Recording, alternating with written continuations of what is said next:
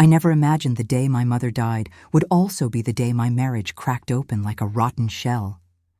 Grief exposes people, sometimes in the cruelest ways. The call came early that morning. My mother's nurse whispered through tears. She passed peacefully in her sleep, Mrs. Turner. I'm so sorry. The world blurred. My knees hit the floor. I felt something break inside me, something that would never form the same shape again. My husband, Daniel, walked into the room rubbing his eyes lazily, as if waking up from a pleasant dream. What's with the noise? He muttered. I looked up at him, tears streaming down my face. Daniel, Mom is gone, he blinked. For a moment I thought I saw sympathy. But it wasn't sympathy, just irritation, and then a smirk. A small amused curve of his lips. Well, he said with a chuckle, I guess that solves your financial problems. Didn't she owe a ton of debt? I froze. He laughed again, an actual laugh. I mean, come on, Claire. She was practically a walking hospital bill. Maybe it's better this way. Better? Better! Something inside me snapped. How dare you, I screamed. How dare you talk about my mother like that? He shrugged. Relax. I'm just being realistic, and honestly... He leaned against the wall. She never liked me anyway. My hands shook, my breath felt heavy. The man I married, the man who held me on our wedding day, promising to love me through everything, was laughing at the death of my mother. Before I could speak again, he added, Anyway, you should pull yourself together. I have a dinner with my boss tonight, and I need you to come. Don't show up looking like a mess. I stared at him in disbelief. Daniel, my mother died. I need time. You need to support me, he snapped. My promotion depends on tonight. You can cry later. My grief was boiling, but his coldness burned hotter. Still, I agreed silently, not because he deserved it, but because I needed to feel something other than heartbreak. By evening, I had forced myself into a simple black dress. My eyes were swollen from crying, but I didn't care. Daniel, however, cared plenty. God, Claire, he hissed, adjusting my makeup roughly. Try not to embarrass me. Embarrass him? He didn't even deserve the air he breathed. At the high-end restaurant, his boss, Mr. Whitmore, greeted us politely. He was known for being sharp, observant, and a man who didn't tolerate disrespect. Good evening, Mr. Whitmore, I whispered. He looked at me carefully. Mrs. Turner, are you all right? You seem distressed. Daniel laughed before I could answer. Oh, she's just emotional. Her mother passed this morning. Mr. Whitmore's expression dropped. And you still brought her here? Daniel shrugged. It's not a big deal. We couldn't miss dinner, right? Besides, her mom was already suffering. Enough. Mr. Whitmore's voice cut through the air like a blade. Daniel blinked, startled. Sir? You brought your grieving wife to a work dinner the same day she lost her mother? Daniel looked uncomfortable, but forced a smile. Well, I needed her support. No, Daniel, his boss snapped. She needed your support. The entire table went silent. I lowered my head, my throat tightening. For the first time that day, someone acknowledged my pain. Then Mr. Whitmore turned to me gently. Mrs. Turner, I am deeply sorry for your loss. You shouldn't be here. You should be with your family. Before I could answer, Daniel waved a dismissive hand. She's fine. She just needs to stop being dramatic. The next sound was loud and shocking, a fist slamming the table. Dramatic? Mr. Whitmore leaned forward, eyes blazing. I have been lenient with you, Daniel. Too lenient. But this shows me exactly what kind of man you are. Daniel's jaw tightened. Sir, with all due respect, with no respect, Mr. Whitmore interrupted. I can no longer consider you for the promotion. Daniel's face drained of color. What? Why? Because leadership requires empathy, responsibility, and integrity. You've shown none. Then he looked at me again. And your wife deserved compassion today, not mockery. My chest tightened, but in a different way. This time with validation. Daniel sputtered. Sir, please, this isn't fair. You don't know the whole story. Oh, I know enough, Mr. Whitmore said firmly. A man who laughs at his wife's grief is not someone I want representing my company. Daniel turned to me, eyes blazing with blame, not remorse. This is your fault, he hissed. But this time, I felt no fear, no guilt, no hesitation. I stood up. This is your doing, Daniel, not mine. And I'm done being treated like your burden. Mr. Whitmore offered me his arm respectfully. Let me escort you out, Mrs. Turner. For the first time that day, I felt safe, seen. As I stepped out of the restaurant, something shifted inside me. The grief for my mother remained, heavy and raw, but another feeling began to grow beside it. Strength. Daniel's life was beginning to unravel, but he didn't know yet that this was only the beginning. Because soon, the truth about my mother, her last message to me, and Daniel's biggest mistake would surface. And when it did, Daniel wouldn't just lose a promotion. He would lose everything. I didn't sleep that night. My mother had been gone for only 12 hours, yet the house already felt colder, heavier, emptier. I sat by the window, staring at the streetlights, wondering how the world could continue spinning when mine had stopped. Behind me, Daniel slept peacefully, snoring lightly, as if nothing tragic had happened. As if my world had not collapsed. As if he had not laughed. That sound replayed in my head again and again. The smirk on his face, the chuckle, the careless shrug. Relax, Clara, she was old. It was bound to happen. I pressed my palm to my chest, trying to breathe. A part of me wanted to shake him, scream at him, demand emotion.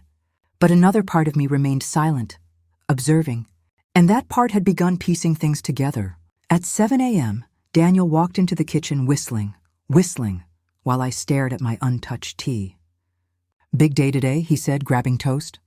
My boss is coming to town. Big opportunity for me. I finally spoke, my voice barely holding together. Your mother-in-law just died. Can't you show some respect? He shrugged, chewing loudly. You always exaggerate feelings. Death is normal. Besides, my boss doesn't care about sympathy. He cares about performance. He paused, then added sharply. And you better not embarrass me today with your emotional breakdowns. I stared at him, stunned. This wasn't the man I married. This wasn't support. This wasn't love. It was cruelty, carefully disguised as indifference. Daniel put on his watch and moved toward the door. Oh, and wear something decent, he said. My boss respects class. He slammed the door behind him. I closed my eyes, inhaling deeply. He didn't want me emotional because emotions reminded him of guilt. Guilt for something he had done or was hiding. I felt that in my bones. At 10 a.m., as I sat arranging my mother's paperwork for the funeral, my phone rang. Unknown number. I hesitated, then answered. Hello? A deep voice replied, Mrs. Clara Hayes? Yes. This is Mr. Grayson. My heart clenched. Daniel's boss. His tone wasn't cold. It wasn't businesslike. It was gentle. I heard about your loss, he said softly. I'm very sorry. Your mother was a remarkable woman. I froze. How do you know her? A pause. Daniel didn't tell you? He asked carefully. My stomach twisted. No, I whispered. He exhaled sharply, as if confirming something he already suspected. I'm landing in 2 hours, he continued. I'd like to meet you before we meet Daniel. Me? Why? You deserve to know the truth. My pulse surged. What truth? But he only said, You'll understand when I see you. Please meet me at the Rosemont Hotel lobby. Before I could ask more, he hung up. I stared at the phone. The truth? About my mother? About Daniel? I grabbed my bag. My hands trembled, but my heart knew something big was coming. The Rosemont Hotel lobby was filled with marble floors, tall chandeliers, and polished silence. I waited, clutching my hands, when a tall man in a navy suit approached me. He looked powerful, confident, but his eyes were gentle. Mrs. Hayes, he asked? Yes. I'm sorry we meet under such difficult circumstances. He guided me to a quiet corner table. I'll get to the point, he said. Because you deserve honesty. My breath caught. Your mother helped me years ago. I owe her more than I can ever repay. I blinked, confused. She never told me. She wouldn't. She was humble, he said with a sad smile. She saved my company during a crisis. She protected my reputation. She even worked behind the scenes to help my business rise. He looked down, and she asked for nothing. My eyes filled with tears. That sounds like her, I whispered. Mr. Grayson continued. I always meant to thank her properly, but she didn't want attention. She said, just help my daughter when she needs it. I gasped. She said that? He nodded. And that's why I'm here, Clara. Because you need help, my throat tightened. I don't understand. He leaned forward. I know what Daniel has been doing behind your back. Every muscle in my body froze. Doing? I whispered. What? What do you know? He hesitated, then slid a folder toward me. Read. With trembling hands, I opened it. Bank statements, hotel receipts, private messages, transferred money. And then, photographs. Photographs of Daniel, with another woman. My world shattered a second time.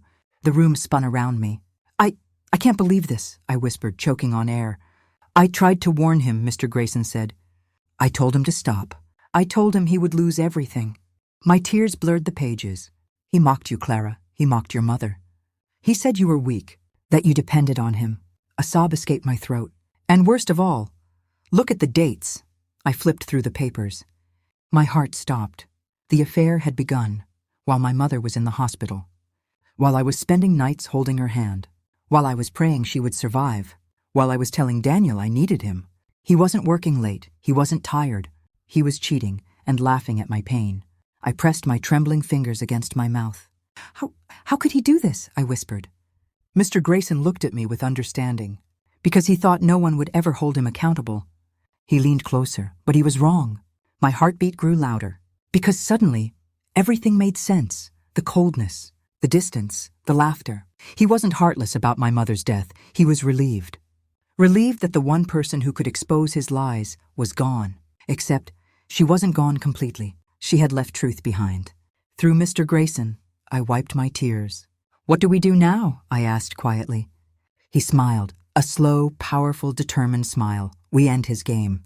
And when I speak today, he won't be the one laughing. I didn't sleep that night. Every time I closed my eyes, I heard Daniel's laugh. Not the sweet, soft one he used to have, but the cruel, mocking one he gave when I told him my mother had died. By morning, I had stopped crying.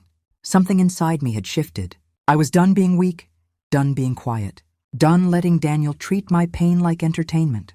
But I wasn't going to explode blindly. No, I wanted the truth first. So as Daniel left for work the next morning, I followed him, quietly, carefully. He worked at a luxury car dealership owned by Mr. Carter, a calm, intimidating man in his late 60s who rarely spoke but always watched. Daniel worshipped him, said he was the father figure he never had. And that's why what happened next felt impossible. I waited near the parking lot until I saw Mr. Carter step out of his black BMW. His assistant followed him, carrying files. Mr. Carter, I said softly. He paused, turned, and when he recognized me, his expression softened. Ava, is everything all right? No, I whispered. But I don't want trouble. I need answers. He dismissed his assistant and gestured for me to walk with him. Inside his office, he sat across from me, eyes sharp. What happened? I inhaled shakily. Daniel laughed at my mother's death. Like it was a joke. Mr. Carter's eyebrows tightened, but he said nothing. And that's not all, I continued. He told me she was a burden, that I should move on quickly, and that her death was convenient because it saved us money. Mr. Carter closed his eyes slowly, like the words physically pained him. That is deeply troubling, he finally said. And very unlike the Daniel I knew. I scoffed. Maybe you never really knew him. He leaned forward, elbows on the desk. Ava, listen to me carefully. Daniel has been unstable recently. My head snapped up. Unstable? Yes. Aggressive, secretive. He's been hiding something, and I've been trying to understand what. What is he hiding? I whispered. He hesitated. And that hesitation terrified me. Mr. Carter opened his drawer and took out a folder. I shouldn't be showing you this, he said. But given what you just told me, you deserve to know. Inside were financial documents, under Daniel's name. Under my name, my eyes widened. He opened accounts using my mother's name? I choked. Yes, Mr. Carter said softly. And he withdrew money, a lot of it. My entire body went cold. Why would he involve her? She was sick. She couldn't even sign. I know. Mr. Carter's voice hardened. That's why I've been investigating. I felt the room spin. So he wasn't just cruel. He was stealing, and using my mother to do it. The grief in my chest twisted into something sharper, rage. As I sat there trying not to collapse, the door burst open. Daniel stood there, chest heaving, eyes wild. Ava, what the hell are you doing here?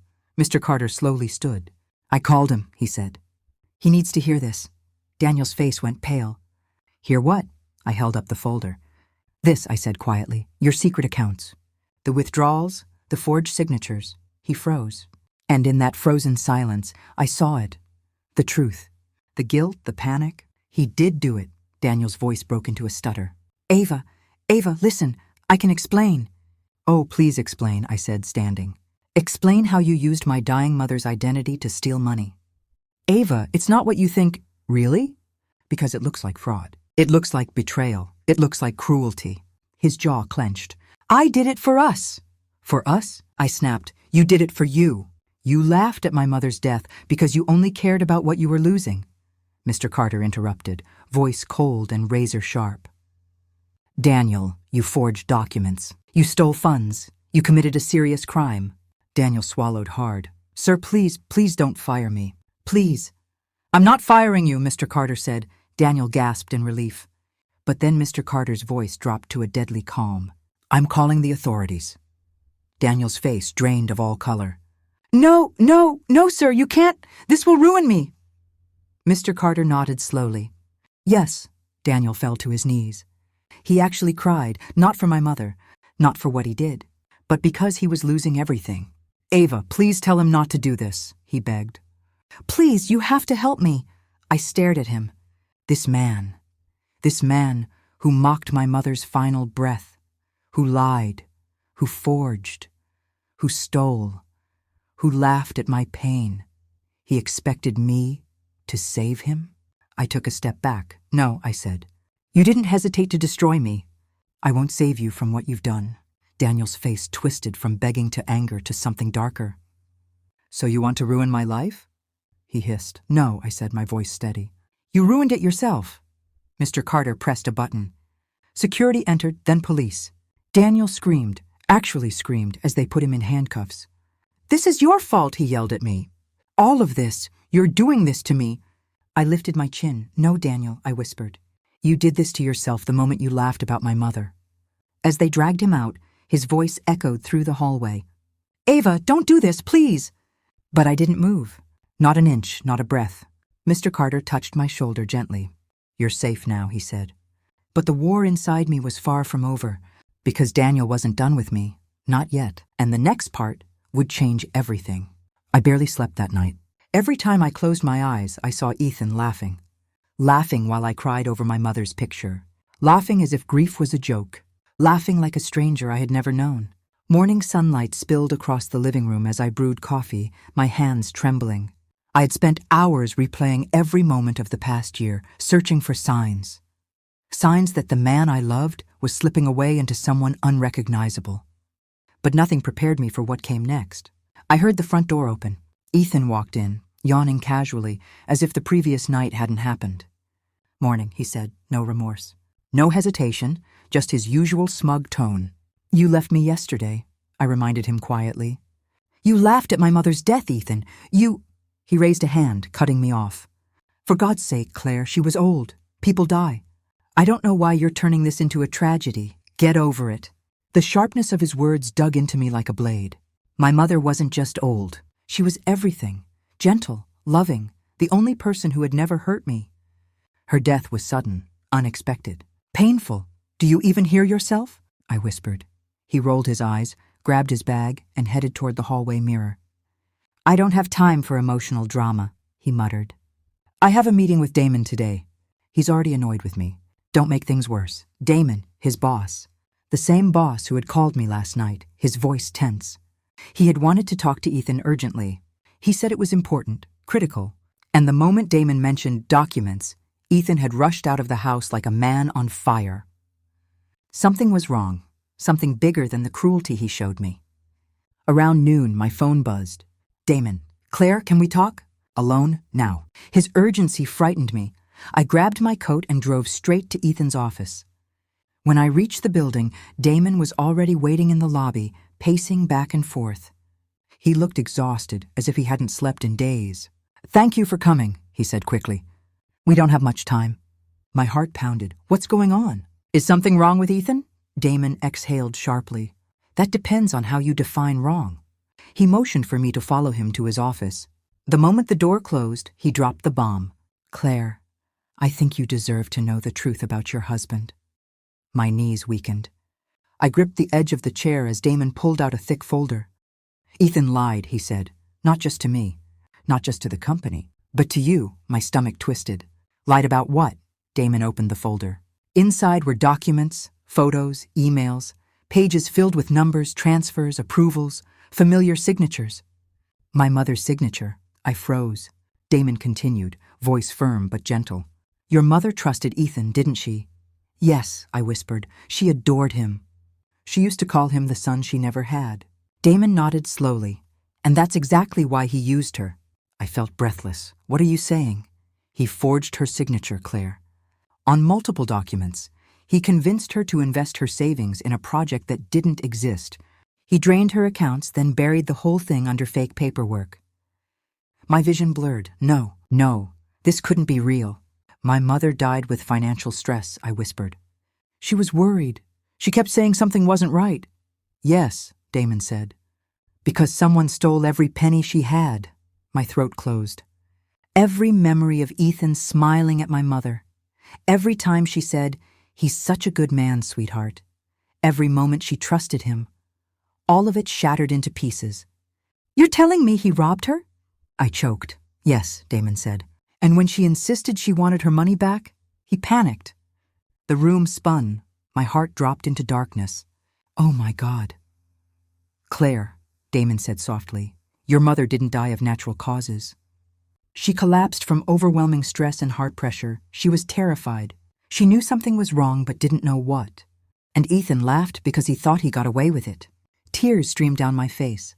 I felt sick, shaking, broken. And there's more, Damon said, sliding another document toward me. A transfer. In bold letters, beneficiary, Ethan Drake. Sender, Margaret Ellis, my mother. But how? I whispered. Because he manipulated her, Damon said. And forged the rest. He leaned forward.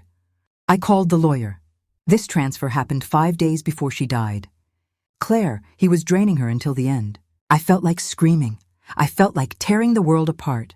He didn't just laugh at her death. He caused her death. I stood up so fast the chair hit the wall. I need to leave, I whispered, shaking.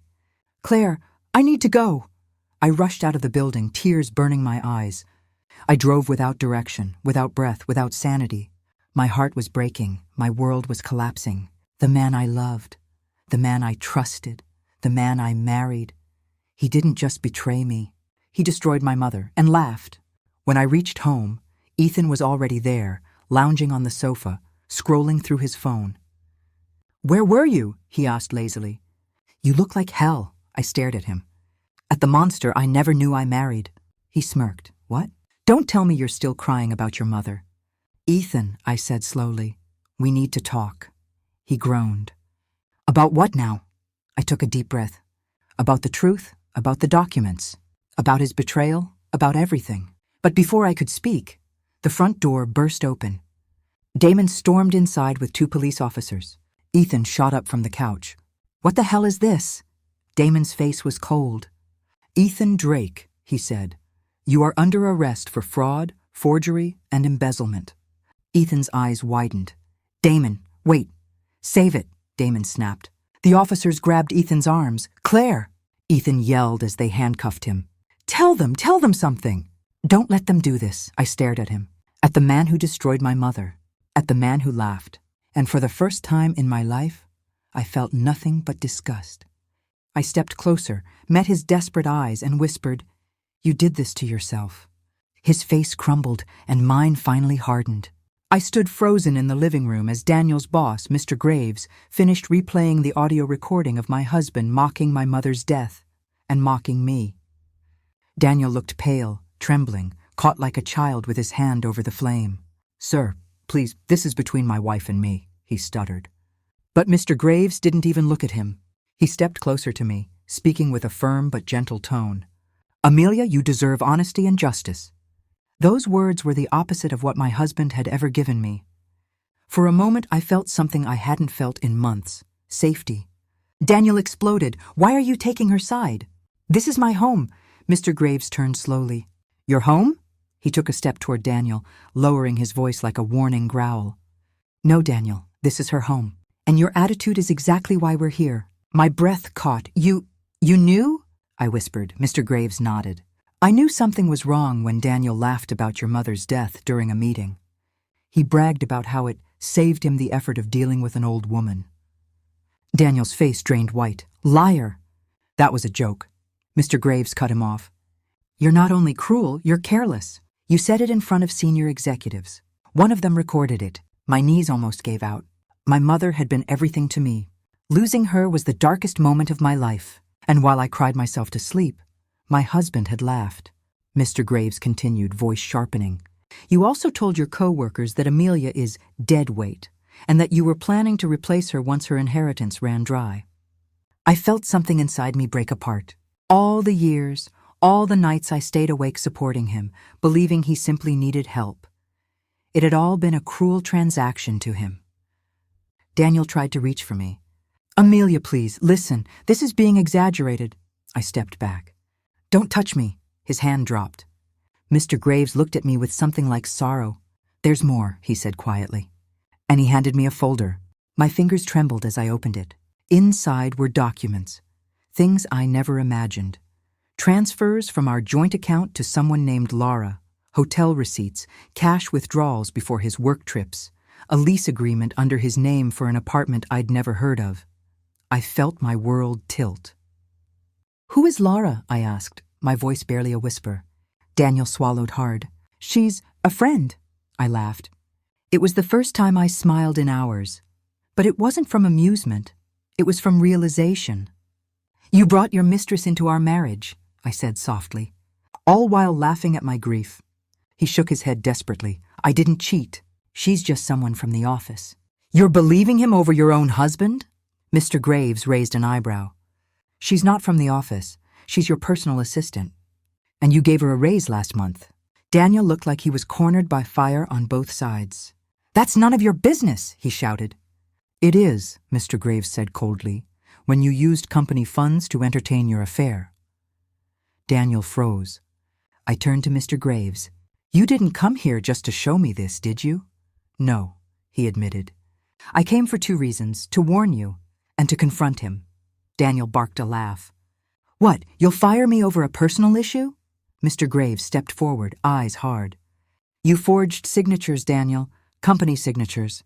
You used corporate cards for private expenses. And you lied to investors, Daniel stumbled back. You have no proof. Mr. Graves clicked his phone. There's proof, and legal is already preparing your termination. Silence. Thick, heavy. Final, Daniel looked at me, truly looked at me, for the first time in years. And now that everything was falling apart, he reached. Amelia, I was stressed. I didn't mean anything I said. I love you. I raised my hand, stopping him. No, you loved the version of me who didn't speak, who didn't know better, who didn't know the truth. He opened his mouth to protest, but I wasn't done. You mocked my pain. You humiliated my mother's memory. And now the life you tried to build on lies is collapsing. He looked over at Mr. Graves, voice shaking. You can't do this. You need me. I'm your best employee. Mr. Graves exhaled sharply. You were, before you chose greed over integrity. Daniel turned back to me, eyes wide with panic. Amelia, please help me. Tell him I'm not a bad person. Tell him I can fix this. I stared at him for a long, heavy moment. Then I said the words he never expected. You laughed while I was breaking, and now you're breaking while I stand strong. His face twisted with fear. You can't leave me. I shook my head. Oh, Daniel, you already left me. Long before today. Mr. Graves stepped beside me. You will not bother her again, he said firmly. You will pack your belongings and leave this house tonight. Legal will handle your resignation. If you resist, you know the consequences. Daniel fell to his knees. Please, don't do this. But the man who had mocked my mother, who had betrayed me, who had used me, was finally seeing the storm he created. And I didn't feel sorry. I felt free. Mr. Graves placed a comforting hand on my shoulder. Amelia, my car is outside. You shouldn't stay here tonight. For the first time in months, I felt air fill my lungs without pain. Thank you, I whispered. Daniel tried to grab my dress. Amelia, please. I stepped away. You laughed at death, Daniel. Now you're facing the death of your own lies. His cry echoed as I walked toward the door. But I didn't look back, not once. The office lobby was silent when I arrived, the morning sun barely filtering through the glass panels. Mr. Benton, Daniel's boss, motioned me inside. His face was stone, composed but tense, as though he was holding back a storm. Mrs. Collins, he said softly, thank you for coming. Please have a seat. I sank into the chair, my hands trembling. Daniel had not yet appeared, and I didn't know if I wanted him to. The events of the past 3 days had hollowed me out. The grief, the betrayal, and now the suspense of the unknown made my chest feel as if it were caving in. Mr. Benton cleared his throat. I know what Daniel said to you, and I am deeply sorry that you had to hear it from him, or anyone. But there is more you need to know, and it involves your mother. I froze. My mother. What more could there possibly be? He leaned forward, lowering his voice. Daniel has been involved in some very dangerous dealings. Corporate espionage fraud. Some of it may seem minor, but some of it crosses legal lines. When your mother passed, he laughed about it, yes, but that day, he also tried to manipulate the company into signing a contract that would have hidden evidence from a federal audit. I felt the air leave my lungs. Are you saying my husband tried to cover something up? Yes, and, Mr. Benton continued, he has been hiding things from you for years. Financial mismanagement, lying about investments, and even diverting funds. Your mother was the first to notice some irregularities before she passed. She tried to warn you and even questioned him. That may be why he treated her death with such disdain. He was afraid his secrets were exposed. I couldn't breathe. My mother, the woman I trusted more than anyone, had seen through him. And Daniel had been mocking her memory while hiding criminal acts behind my back. Rage and sorrow collided inside me, threatening to swallow me whole. At that moment, the office door opened. Daniel walked in, unaware that I had arrived. He smiled at me, a casual, patronizing smile, and my entire body tensed. Evelyn, he said, I didn't expect to see you here. Everything okay? No, I said, my voice trembling with barely contained fury. Everything is not okay. You laughed at my mother's death. You lied about her, and now I find out you've been hiding everything. Daniel's smile faltered. Evelyn, Don't you dare explain, I shouted. I trusted you, I loved you. And you laughed while my mother's funeral arrangements were still fresh. You lied to me about money, about work, about your intentions. How could you? Mr. Benton stood silently, watching the confrontation unfold. Daniel's face turned red, not with anger, but with guilt, and something else. Fear. I didn't mean, Daniel stammered. It wasn't about your mother. I didn't. Stop, I said sharply. Everything you said yesterday, everything you laughed about, it wasn't just cruel. It was proof of the person you really are. And now, thanks to your boss, I know how deep your deception goes. Daniel's hands shook. He looked like a man cornered, stripped of all pretense. He opened his mouth, but no words came. Mr. Benton cleared his throat. Daniel, for the record, everything Mrs. Collins said is verified. Your actions were reckless, dishonest, and illegal. And if this isn't addressed immediately, law enforcement will get involved. Daniel sank into a chair, silence overwhelming him. I finally understood the magnitude of what was happening. My husband, the man I once loved, was now revealed as someone I barely recognized. I trusted you, I whispered. I believed in us, I believed in you. And now I realized that all of it was a lie. He looked up at me, eyes wide. Evelyn, I can explain. You can explain after jail time, I said coldly, not before. A few moments of tense silence passed, broken only by my shallow breathing. Then Mr. Benton spoke. Evelyn, you need to decide what you want. Do you want to involve law enforcement immediately, or do you want to see the documents that reveal the full extent of Daniel's actions?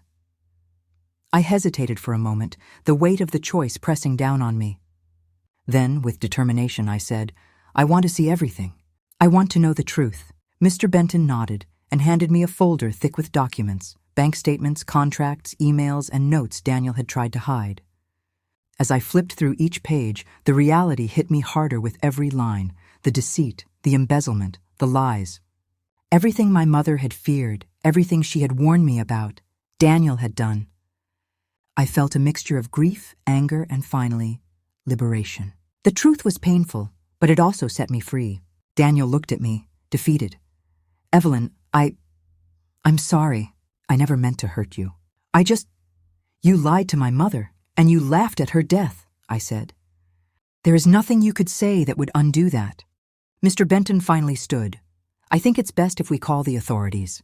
Everything here will be documented, and Daniel will be held accountable. Daniel's face paled. Wait, don't do this. I can fix it, we can fix it. Just give me a chance. No, I said, standing tall for the first time in days. You've had every chance. You chose lies and cruelty instead of love and honesty. And now you face the consequences. As the police arrived and began taking statements, I felt a strange sense of calm. The storm of betrayal had passed. The grief for my mother was still there. But now it was accompanied by a newfound strength, a resolve to protect myself, to honor her memory, and to never let anyone like Daniel manipulate my life again. Before leaving the office, I looked at Mr. Benton. "Thank you," I said. He nodded. "Your mother would be proud of you, Evelyn. You acted with courage, even in grief." I took a deep breath, feeling the weight of the past few days slowly lift. I realized that the laughter, the betrayal, and the lies could not break me, not entirely. My mother's love, her lessons, and my own inner strength had carried me through, and now I was ready to start again. As I walked out of the office, the sunlight on my face felt different, warm, hopeful, and promising. The past could not be changed, but my future was mine to claim, and I would live it, fiercely, boldly, and truthfully, honoring the woman who had taught me resilience and integrity until her last breath.